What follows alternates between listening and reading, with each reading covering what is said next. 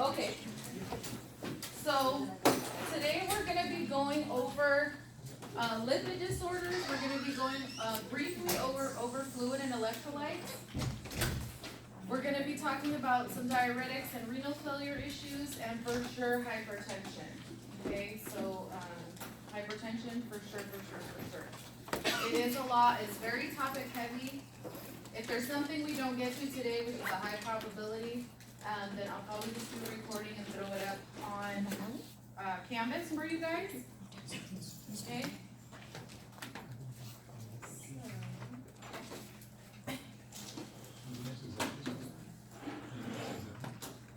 In 3 weeks from today.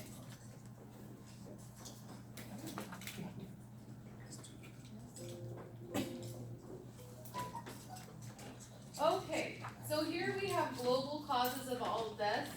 As you can see, 31% of that is cardiovascular disease. A lot that plays into that: sedimentary lifestyle, what you eat, right? Nutrition, stress, genetics, environment. A lot of the things go into play with that, okay? Biggest things in the US are definitely a sedimentary lifestyle and nutrition. Those are huge, as well as genetics. Those are the 3 biggest ones for cardiovascular disease. Okay, all the rest of them are a little bit different, right? Kids, cancer, respiratory distress, injuries. But the big prevalent one is cardiovascular disease. So that's why we focus on it so much, and it's just so complex. So this gives you a lot of disease processes within the cardiovascular system, okay? So we have all these risk factors: hypertension, insulin resistance or diabetes, dyslipidemia, which just means high cholesterol levels, inflammation, obesity, and smoking. These are all of your risk factors, not all of them. Those are your main risk factors that will lead you into this continuum of cardiovascular disease, okay? So if you have any 2 or 3 of these, then you're at a very, very high rate in starting this continuum with your heart. So you have these risk factors. The first thing that happens is endothelial dysfunction, and then we'll see that in a video in a second. You have what's referred to, the endothelium is the inner lining of your blood vessels, okay, endo inside. And we have a dysfunction. So what happens with that is that if you have high cholesterol levels, cholesterol is not an easy, malleable thing to get through places. Ends up scratching. Diabetes, you have a lot of sugar, it ends up acting kind of like a sander on the inside of your blood vessels. So it goes in there and makes all these microscopic scratches. When that happens, your body has to go into repair mode, right? So it's saying, oh, we gotta fix that. When it does that to fix that, we have platelets and things like that. Everything ends up climbing on top of it. Cholesterol can get stuck there. Cholesterol is sticky. It calls for more cholesterol to keep on getting stuck, and as it piles up, right, we get what's referred to as atherosclerosis. Atherosclerosis is the hardening of that endothelium, okay, that vascular system. It gets hard because now there's a lot of cholesterol, a lot of things, a lot of junk that's been deposited there. From there, the more that this increases, we have peripheral vascular disease. So a lot of people, especially our diabetics, but they have decreased perfusion in their fingers and their toes and their extremities, right? So that's what that leads to.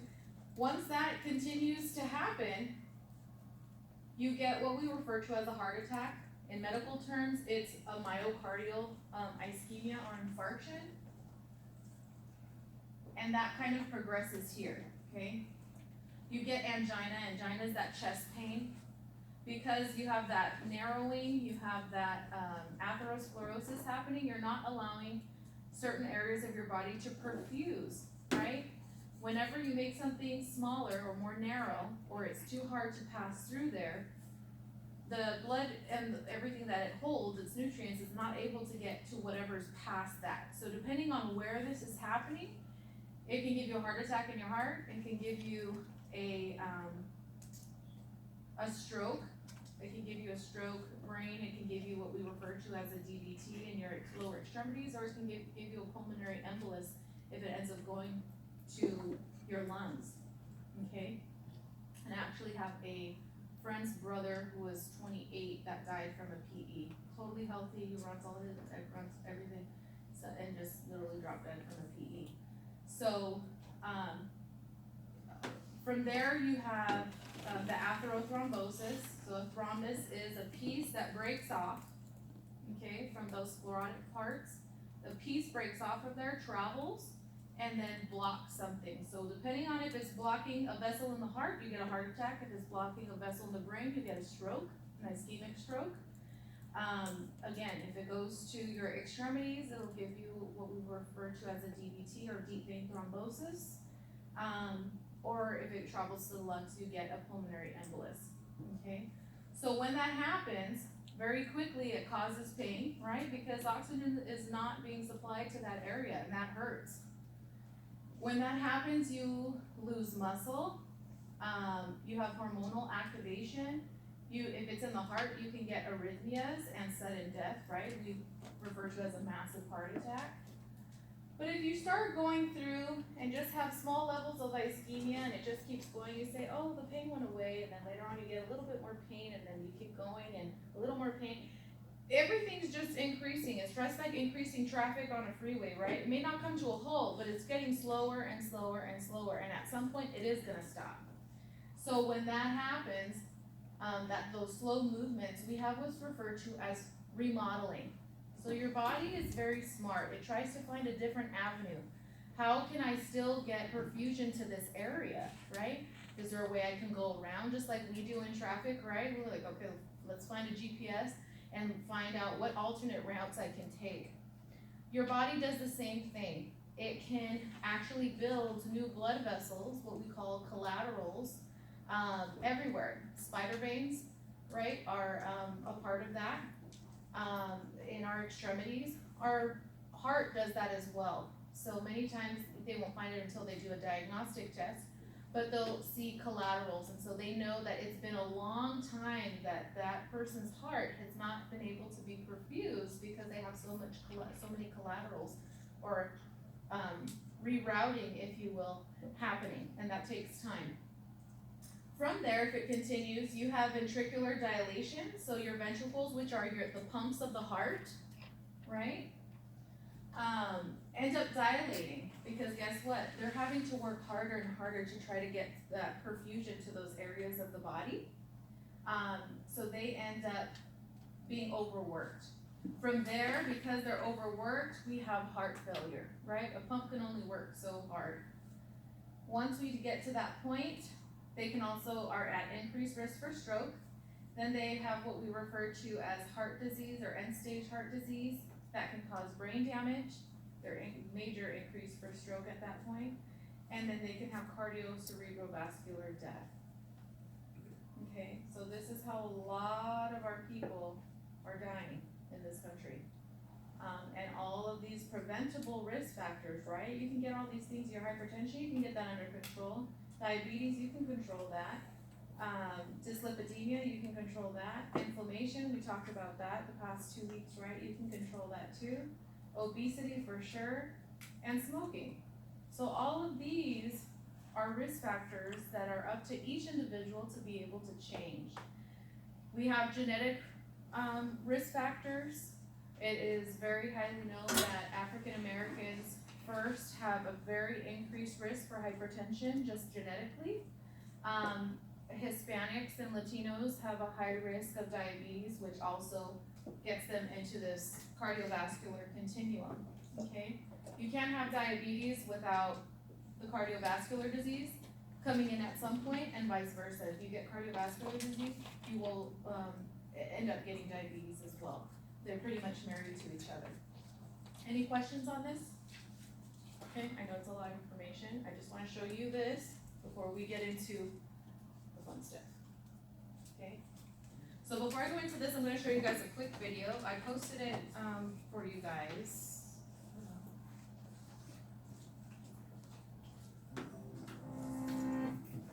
If you lined up all Blood vessels in your body, they'd be 95,000 kilometers long. And every day, they carry the equivalent of over 7,500 liters of blood, though that's actually the same 4 or 5 liters recycled over and over, delivering oxygen and precious nutrients like glucose and amino acids to the body's tissues. All that blood exerts a force on the muscular walls of the blood vessels. That force is called blood pressure, and it rises and falls with the phases of the heartbeat. It's highest during systole, when the heart contracts to force blood through the arteries. This is your systolic blood pressure. When the heart is at rest between beats, blood pressure falls to its lowest value, the diastolic pressure. A typical healthy individual produces a systolic pressure between 90 and 120 millimeters of mercury, and diastolic pressure between 60 and 80. Taken together, a normal reading is a bit less than 120 over 80. The blood traverses the landscape of the body through the pipes of the circulatory system. In any plumbing system, several things can increase the force on the walls of the pipes: the properties of the fluid, extra fluid, or narrower pipes. So if the blood thickens, a higher pressure is needed to push it, so the heart will pump harder. A high salt diet will lead to a similar result. The salt promotes water retention, and the extra fluid increases the blood volume and blood pressure. And stress, like the fight or flight response, releases hormones like epinephrine and norepinephrine that constrict key vessels, increasing the resistance to flow and raising the pressure upstream. Blood vessels can usually handle these fluctuations easily. Elastic fibers embedded in their walls make them resilient. But if your blood pressure regularly rises above about 140 over 90, what we call hypertension, and stays there, it can cause serious problems. That's because the extra strain on the arterial wall can produce small tears. When the injured tissue swells up, substances that respond to the inflammation, like white blood cells, collect around the tears. Fat and cholesterol floating in the blood latch on too, eventually building up to form a plaque that stiffens and thickens the inner arterial wall. This condition is called atherosclerosis, and it can have dangerous consequences. If the plaque ruptures, a blood clot forms on top of the tear, clogging the already narrowed pipe. If the clot is big enough, it can completely block the flow of oxygen and nutrients to cells downstream. In vessels that feed the heart, that will cause a heart attack when oxygen-deprived cardiac muscle cells start to die. If the clot cuts off blood flow to the brain, it causes a stroke. Dangerously clogged blood vessels can be widened by a procedure called an angioplasty. There, doctors thread a wire through the vessel to the obstructed site, and then pass a deflated balloon catheter over the wire. When the balloon is inflated, it forces the passageway open again. Sometimes a rigid tube called a stent is placed in the vessel to help hold it open, letting the blood flow freely to replenish the oxygen-starved cells downstream. Staying flexible under pressure is a tough job for arteries. The fluid they pump is composed of substances that can get sticky and clog them. And your typical healthy heart beats about 70 times a minute, and at least 2.5 billion times during an average lifetime. That may sound like an insurmountable amount of pressure, but don't worry, your arteries are well suited for the challenge.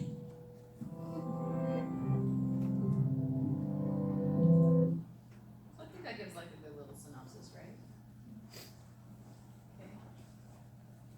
So in there, whenever they do these things like those stent placements or those angioplasties where they balloon it, you're at even an increased risk for stroke. So that's why people can go in there and actually die from a stroke, because they're putting pressure on that, and guess what? Part of it can break off, right? In the middle of the procedure. So risks and benefits to everything. So the first thing we're going to talk about is cholesterol, which we know as lipids, right? There's different kinds. So we have triglycerides, we have our steroids, the cholesterol, and then phospholipids. So our triglycerides it composes 90% of the total lipids in the body, okay? So, most of the time when we get our cholesterol levels checked, there's a bunch of different levels, and that's what it's doing, is actually differentiating between triglycerides, HDLs, LDLs, the actual cholesterol level, and lipids and steroids that we have, because we have to be within certain ranges for each. The triglycerides are what we need for an energy source, right? So do we need to have them? Absolutely. So these diets that completely take out fats and things like that, does it make sense to do that? No, you're depriving your body of nutrients that it needs. Then we have sterols or steroids, and we have to look at the cholesterol, because the cholesterol, okay, is needed for estrogen and testosterone, which is important for every single one of us.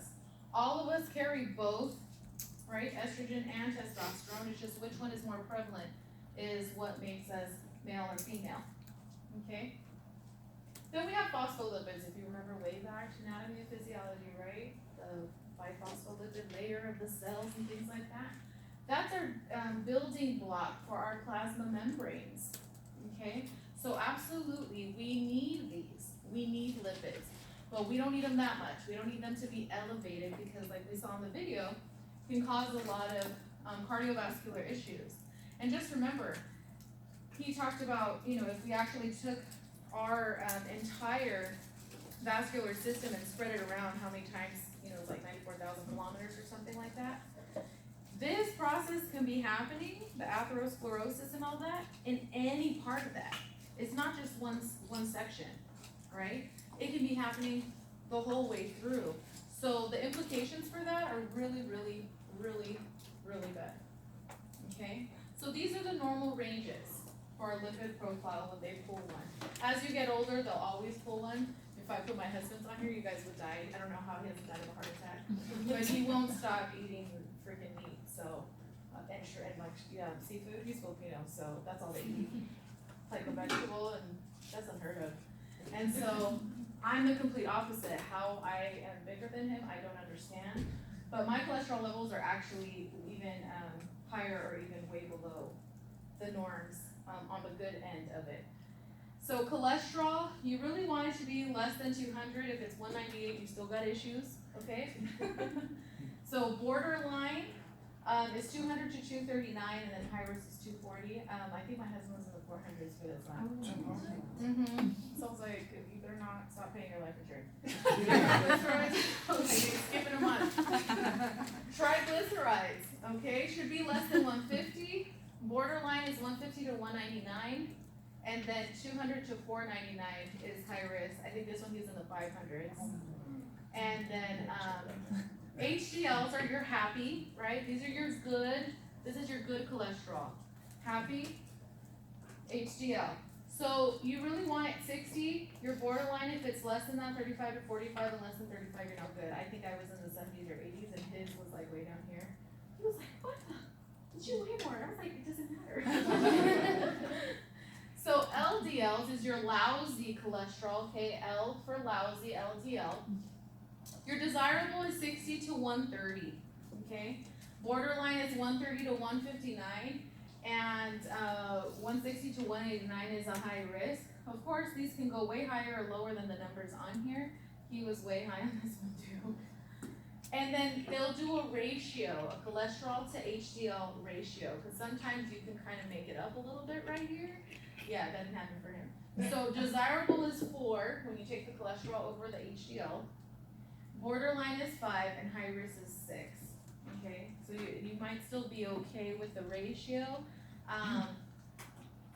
but you just want to decrease your risk of all this stuff. Okay, increase your HDLs, decrease your LDLs, and decrease the rest of them.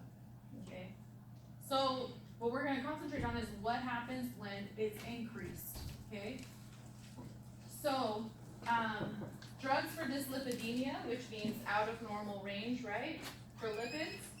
The biggest one that we use, that you're going to see on every patient that you go to the hospital for, is, especially your older ones, are what we refer to as statins, okay? Lipitor or atorvastatin is the biggest one we give. You guys, I'm sure, have heard of it before. There's always 1,000, things on TV, commercials on TV for it. So it was isolated from a fungus in 1970s. It increases your HDLs, which is what we want, right? We want to increase our happy cholesterol, our good cholesterol. Decrease our lousy one, as well as the correct cholesterol and triglycerides, right? This is ideally what we want to do. Of course, the first thing we're gonna educate our patient on is what? To do this. What would be the first thing before we went to this, that we would educate our patient on? Diet and exercise, right? Diet and exercise. So we say you can do this naturally. You gotta watch what you eat, right? And then you also have to increase your exercise, because it increases the affinity to all of these. So some side effects from this medication are headache, fatigue, muscle or joint pain, and the biggest one to know is what we refer to as rhabdomyolysis. And what that means is you end up urinating. It causes so much kidney damage, and it's acute, that you end up urinating and it looks like Coca-Cola. Okay, it gets really dark.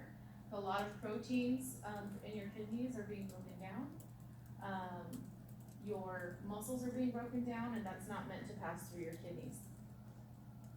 Okay. We do administer this most of the time at night. Sometimes if they get it BID or twice a day, we'll also do in the morning. If it's a short-acting statin. So you're going to have to look up why. Why would we administer this at night, okay?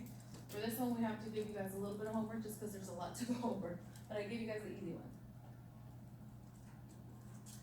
We also have what is referred to as bile acid sequestrants.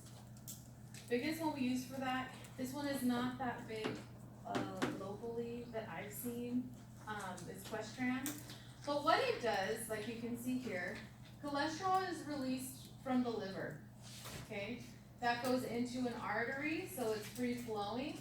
We can also get it from our foods, right? Meat, what is it? I think they say shrimp and like lobster is pure cholesterol, like literally just eating butter. And so, so that increases your cholesterol as well. So it binds, okay? It binds to that and releases it in your stool. So if you've ever had like some pretty fatty stool, that's where what was happening. Okay, and literally some people can have like full on like I think Ally, that was a really big thing like 5 years ago. 4 or 5 years ago, like Ally, ALLI, right? That's what it does. And so they were literally pooping out nothing but like cholesterol, like looked like fat. So that's what they were doing, but not good too, right? Because we still need some. We still need it to be in there. So it reduces our LDL and cholesterol. So it doesn't do anything with our HDLs. It doesn't do anything for our triglycerides or anything like that. But this one will help reduce the LDLs and the cholesterol. So it all depends on what your lab work comes back and which one is going to best suit you, right? The problem with this is that it can also bind to other drugs like digoxin. We'll get into that as well. It's a very, very, very important cardiac drug. So they can't be taken together, okay? Huge side effect is constipation, bloating, gas, and nausea. Because of that, it's rarely given by itself. We normally combine it with other things. But like I said, for the most part, you're gonna see a statin before you see this one. We also have something called niacin. You guys probably heard of it. You can get it, I believe, at like the GNC and what we call those supplement stores. So it decreases your LDL and your triglyceride, and it increases your HDLs, which is great. However, the dose is normally about 2 to 3 grams a day, but you'll have very common sign that people are on this is they'll have this flushing, okay? So you never want your patients to self-medicate on this, especially when they have some sort of lipid disorder. But this will be super, super obvious. Isn't niacin in energy drinks? I believe they do put it in, so that's why I said don't bring energy drinks. Energy drinks is it's for another day, don't do it. And my husband does that too, and I was like, alright, just what you So, we also have what we refer to as fibrinic agents and other things. We are not gonna go into these for the sake of time. The one that I want you to know is, fish oil, right? So that's a natural, something natural you could take, you get GNC over the counter, whatever. Your omega-3s, and that lowers your LDL. Natural sources of this are different types of, certain types of fish, right, that have your omega-3, hence fish oil. So it lowers your LDL, so if you have just a problem with your LDLs, absolutely, take some fish oil, that's fine. But if you're having other issues, always look at diet and exercise first and then supplement, okay? The other one, I'm not gonna get into that today. This just gives you a quick chart. So the statins, just gives you medication examples. The one we went over is the one I'll want you to know for the exam is Lipitor. Most effective in lowering LDLs, okay? Niacin, just as niacin, I'm not gonna name it anything else. Most effective in increasing HDLs, but you should never self-medicate with that. Biggest side effect is the flushing, okay? I'm not gonna go into that. Questran, so the resin is Questran, the one I want you to know. And effective in lowering LDLs, okay? There are other ones, we're not gonna go too much into that. The ones you're gonna see the most are the ones we talked about, statins being the one that we hand out like candy at the hospital. So, that one is for sure, you'll see that. Okay, any questions so far? So these are questions for you to kind of think about, critically think about when you're going back over your notes. So what class of anti-hyperlipidemic interferes with the critical enzyme in the synthesis of cholesterol? Drugs that lower lipids that are intended to reduce the likelihood of a bile acid binding agent, right? Questran, which should the nurse monitor carefully during the first few months of therapy with statins, right? And that plays into the question that we had on there. And then how they work. So basically all of this is just another way of looking at if you're really understanding how these medications work in the body, okay? Okay, do me a favor, I know it's a lot of information. Everyone stand up, take one quick jog around this circle, this little building right here. When you come straight out, go straight out, there's like a cute little pond, you'll make a right and then just come back, circle back here. Okay, get your minds focused because the kidneys is gonna be another little fun part.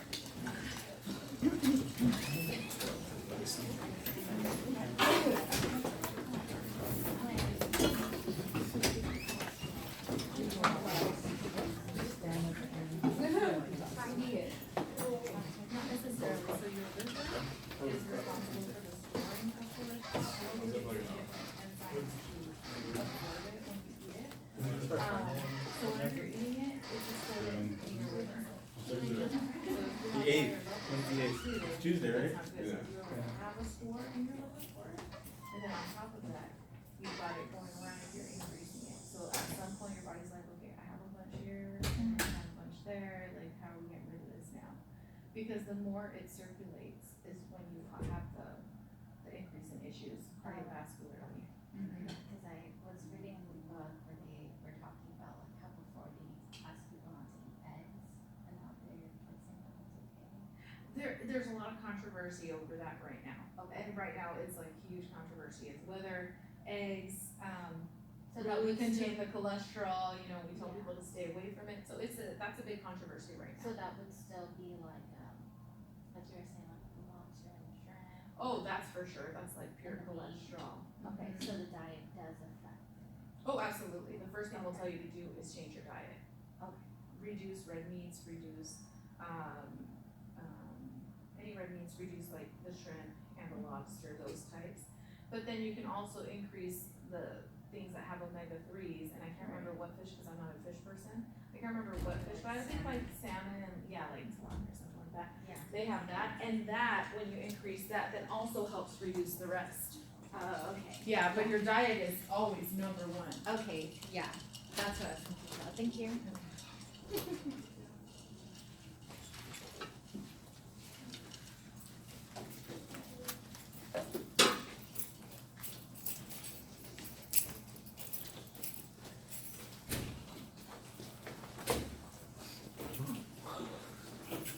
Wow.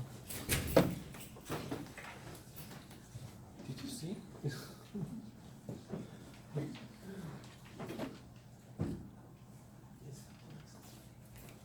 This mountain and the next. We don't live for a better future.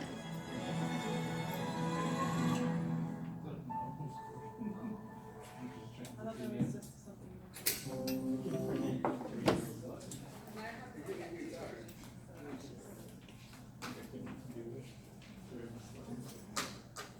But honestly, it's not that bad. It's not that bad. Yeah, that's actually really good. I thought it was gonna be like all day. Oh, no, it's not like that. I mean, at the work is okay. Yeah. But what's the last time? Nah. Because I'm trying to actually switch to a knock shift so that I don't To have night to work. shifts? Yeah, like start at like 8 or 9 and then At night? yeah, So from 8 to 9 to what time? I think like 6:30. In, okay, and then in class. And then, but right now I'm doing 2:30 to 11. I'm gonna do that, and then like, you can sleep a little, then come to class.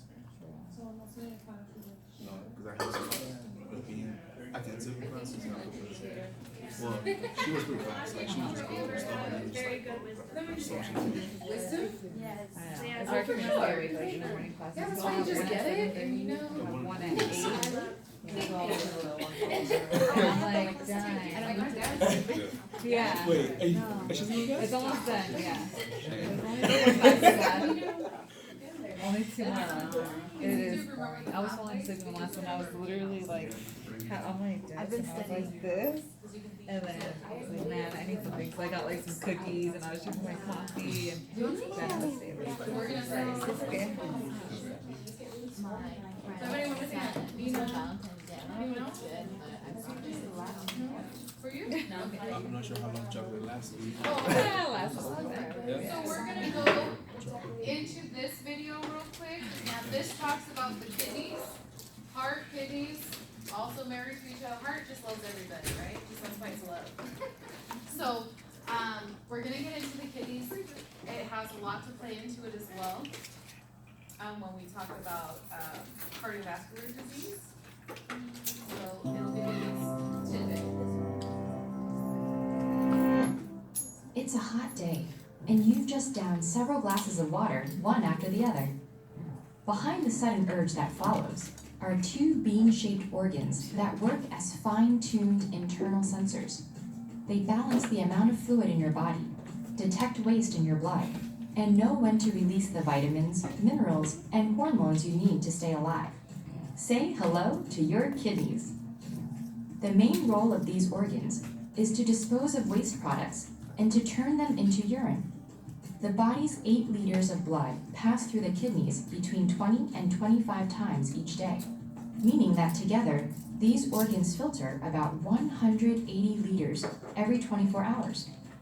The ingredients in your blood are constantly changing as you ingest food and drink, which explains why the kidneys need to be on permanent duty. Blood enters each kidney through arteries that branch and branch until they form tiny vessels that entwine with special internal modules called nephrons. In each kidney, 1 million of these nephrons form a powerful array of filters and sensors that carefully sift through the blood. This is where we see just how refined and accurate this internal sensing system is. To filter the blood, each nephron uses 2 powerful pieces of equipment, a blob-like structure called a glomerulus, and a long stringy straw-like tubule. The glomerulus works like a sieve, allowing only certain ingredients, such as vitamins and minerals, to pass into the tubule. Then, this vessel's job is to detect whether any of those ingredients are needed in the body. If so, they're reabsorbed in amounts that the body needs so they can circulate in the blood again. But the blood doesn't only carry useful ingredients. It contains waste products too, and the nephrons have to figure out what to do with them. The tubules sense compounds the body doesn't need, like urea, left over from the breakdown of proteins, and redirects them as urine, out of the kidneys and through two long sewers called ureters. These tubes empty their contents into the bladder to be discharged, ridding your body of that waste once and for all. There's water in that urine too. If the kidney detects too much of it in your blood, for instance, when you've chugged several glasses at once, it sends the extra liquid to the bladder to be removed. On the other hand, low water levels in the blood prompt the kidney to release some back into the bloodstream, meaning that less water makes it into the urine.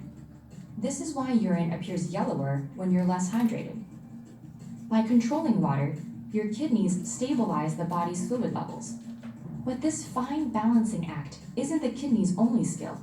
These organs have the power to activate vitamin D to secrete a hormone called renin that raises blood pressure, and another hormone called erythropoietin, which increases red blood cell production. Without the kidneys, our bodily fluids would spiral out of control. Every time we ate, our blood would receive another load of unsifted ingredients. Soon, the buildup of waste would overload our systems and we'd expire. So each kidney not only keeps things running smoothly, it also keeps us alive. Lucky then that we have two of these magical beans.